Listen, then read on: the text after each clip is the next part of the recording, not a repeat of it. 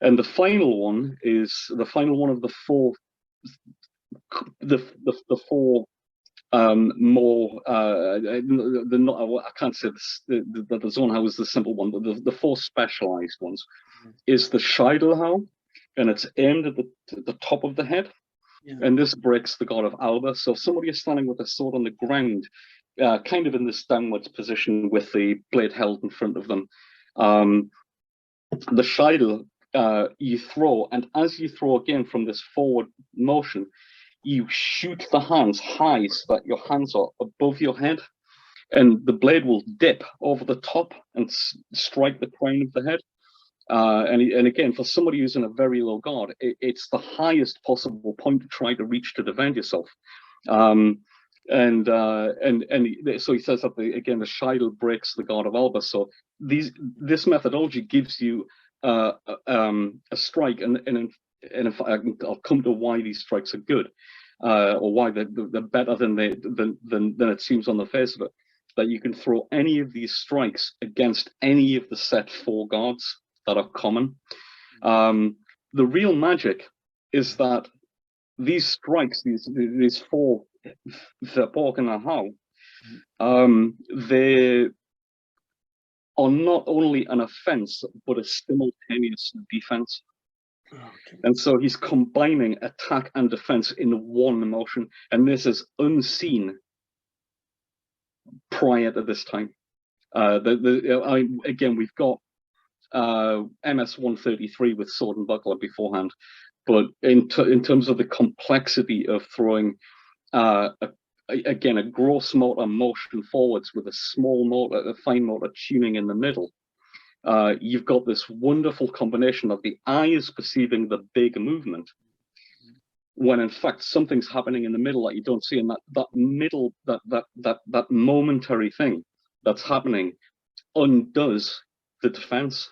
So you've got an attack and a defense all in one that prevents any counter blows, and it's a means of gaining the upper hand from the onset. And we don't see any of these appear in any other tradition. This is unique to Lichtenauer, and that's very, very special. And the curious thing about the layout of his manuscripts is that, like any good salesman, the truly Lichtenauer material that we don't see in any other manuscript is at the front. And then he follows this with what is commonly referred to as the Hauptstücke, or the chief items of what makes the chief items of what makes a complete fencer.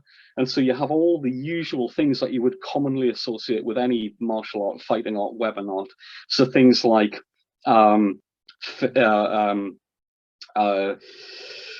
you think of the chain of thought. So there's the 12 items that follow are common fencing devices. We don't really have to get into, but they're things that people usually will do in combat, and there's these 12 categories. So when you look at it, the simple stuff is in the simple stuff that is almost expected that you should already know is in the back of the manuscript, and the really highly technical material is there at the front. And that is unique. We don't see that anywhere else. It's a very interesting way to lay it out. And does he also teach side sword? Where? No, too early. Curiously, we also don't see an arming sword or single-handed sword methodology either. Oh, okay. So longsword, and also the longsword in armor. So there's some harness fechten, and other than that, again, Paulus Kell is the only one really that gives us any mess-up. That you know, from that canonical group of Lichtenauer masters, there's no other messer there.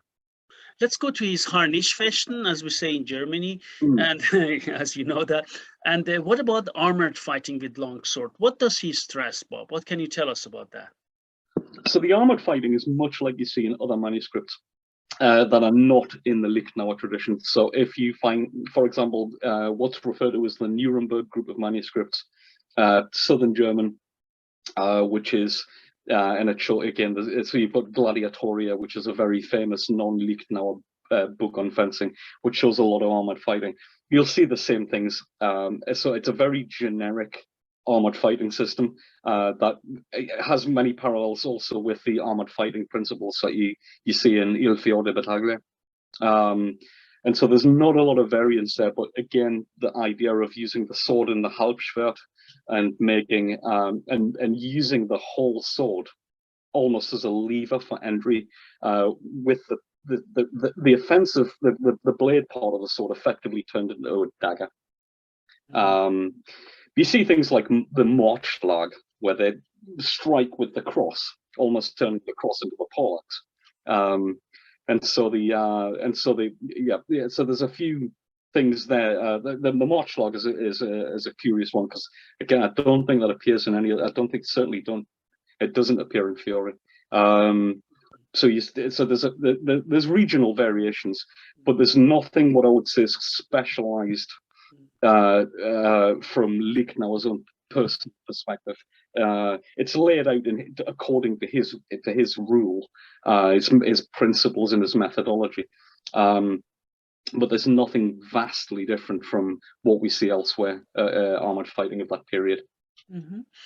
Okay, then let us, before we go ahead, what kind of armor does he show? Typical German Gothic armor? Yeah, so we're traveling through the 15th century, we'll find that the harness becomes better. So when we look at the earliest of the Lichtenauer manuscripts of the Lichtenauer Fellowship, and we look at, for example, Peter von Danzig, 1450, you're looking at the emergence of good standard full harness.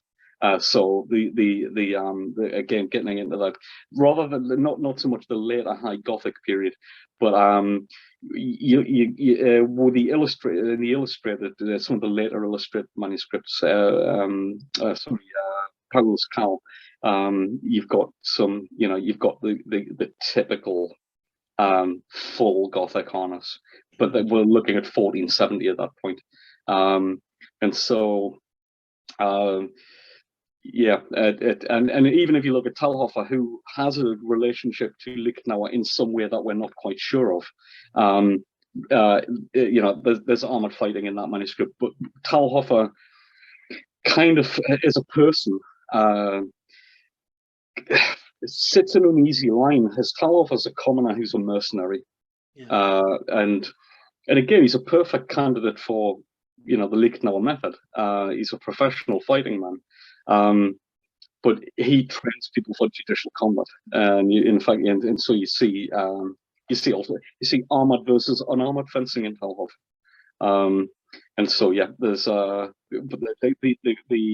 the armor type, it goes from early 15th century to High Gothic within 70 years, and I'm not particularly an armor specialist. It's sort of out of my area, my remit really. I'm more attuned to the bluff spectrum, but so you see this transition, but of course the armored fighting techniques are specialized to deal with the armor, and so there's leg hooks and thrusts into the visor and thrusts in the armpit and the groin, and hooking the bever and all sorts of other things that are specific. Lots and lots of throwing. Lots of there's some very graphic images of people being sat on and stabbed with a rondel dagger through the visor, under the visor. They're very specialized at that point in how to deal with harness of all different types. Okay, I have another question for you before we move on. So, okay, then there is no arming sword, there is no side sword. And you mentioned, what kind of other weapons does he show in his manuscript? So we see a wide variety. The general corpus tends to follow longsword, dagger, ringen, some sword and buckler, but not a lot. Again, Paulus Callas, some sword and buckler work in it. The Lignitzer material is Andre Lignitzer, shows some sword and buckler. But we also have spear, so the spear work. Paulus Cal shows some dueling shields. The Steck shield, which is the giant, almost some of them are almost shaped like a double bass. With a hand, so you see some. So there's quite a variety of things at play. But the key thing that sets Lichtenauer apart, which really sets him apart, is the longsword material, because that. I think again, there's a symbolic value to the longsword, is that it is the epitome of the professional soldier, of the knight, particularly. I mean, it's bad. Is it said in the Italian sources, contemporaneous Italian sources? This is a royal weapon. It's a holy cross kind of thing, and so the longsword tends to be seen as the symbol. And so Lichtenauer's methodology for the longsword it really is the key. It's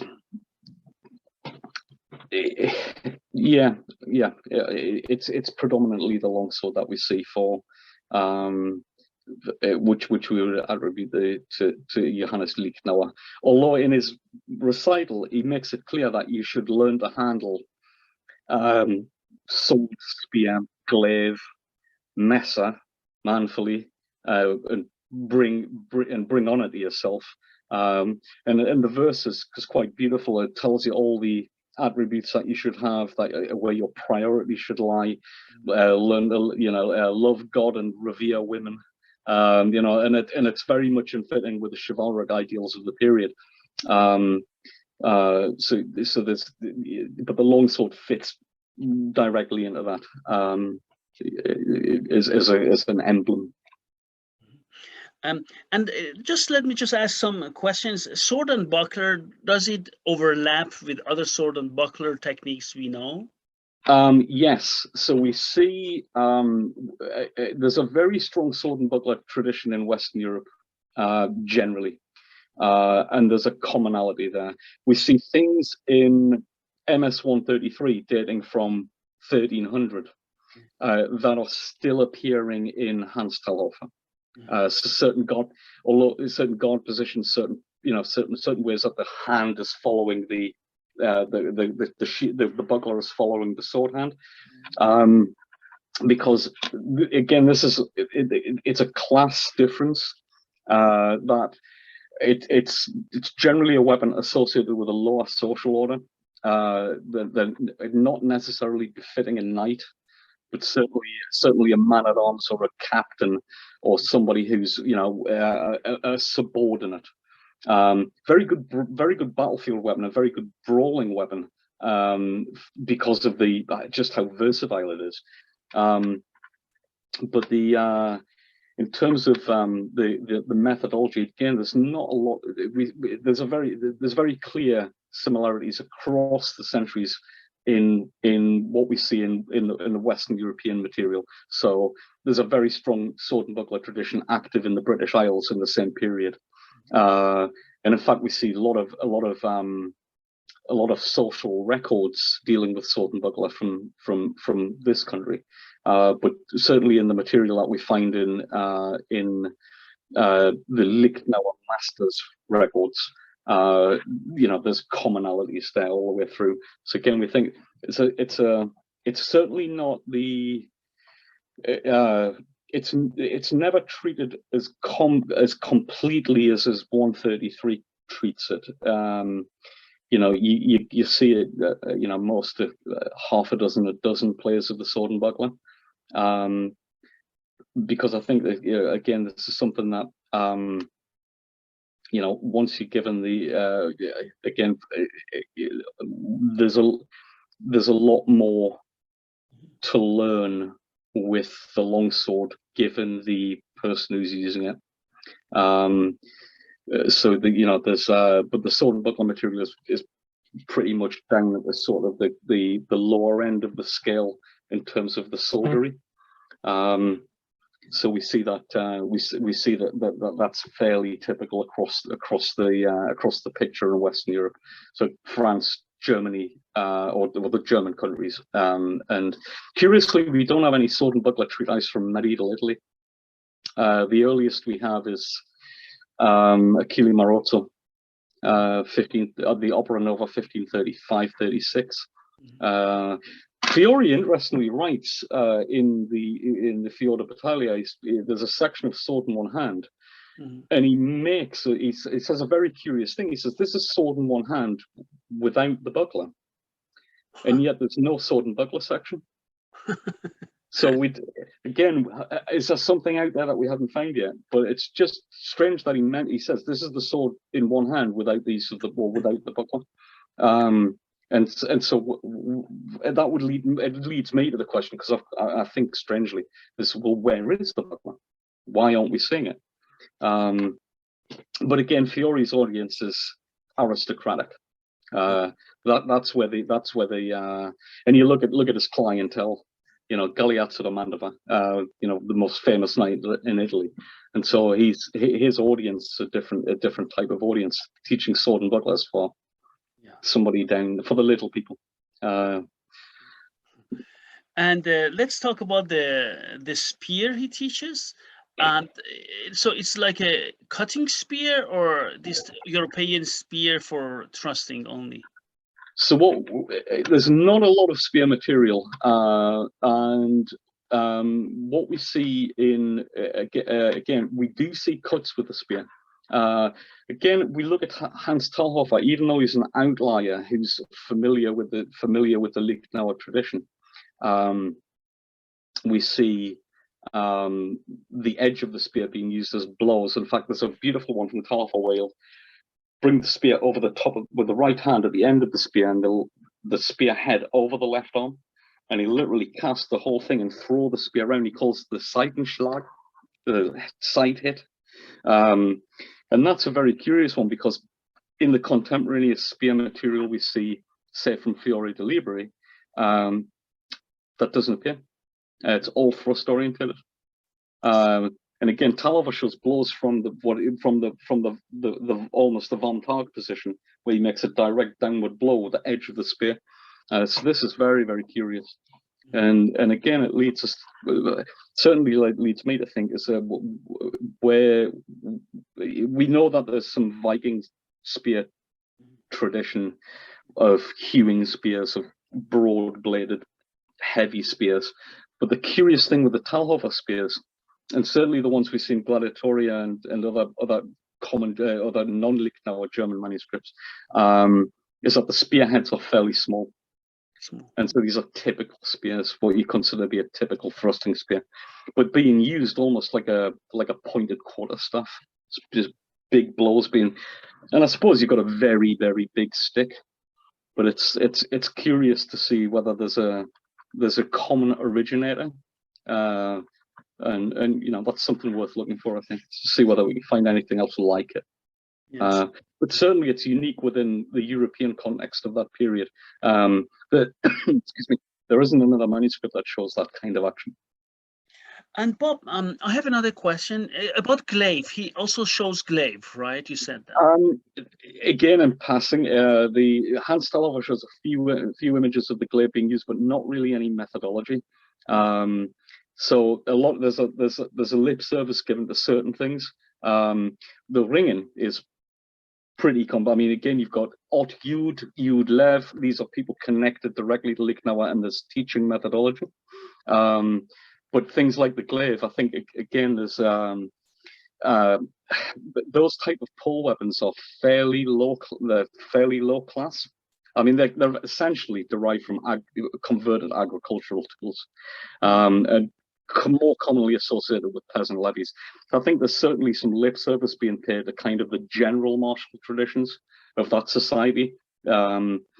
But in terms of we see Hans Talhofer, there's an image again in the 1459 edition that he wrote, where there's some glaives being used in trials in the trial ring. In fact, in this one image, it looks like looks like the fellow with the glaive's actually been displaced to one side, and he's in the process of having his head removed. Yeah, but again, curiously, that's the figures in that illustration are dressed in common clothing rather than any kind of harness. So the way he's telling us to manfully handle these things, I think it's kind of a lip service generic nod to the martial prowess of the Germanic people of that time, rather than a sort of, because again there's a lack of instruction in it. But certainly in the more sophisticated weapons, and the ones where there's more variables that can be used in in a variety of different situations. There's a lot of complexity on that side. But again, with complexity comes time and obviously when you're having to teach these things comes money as well. So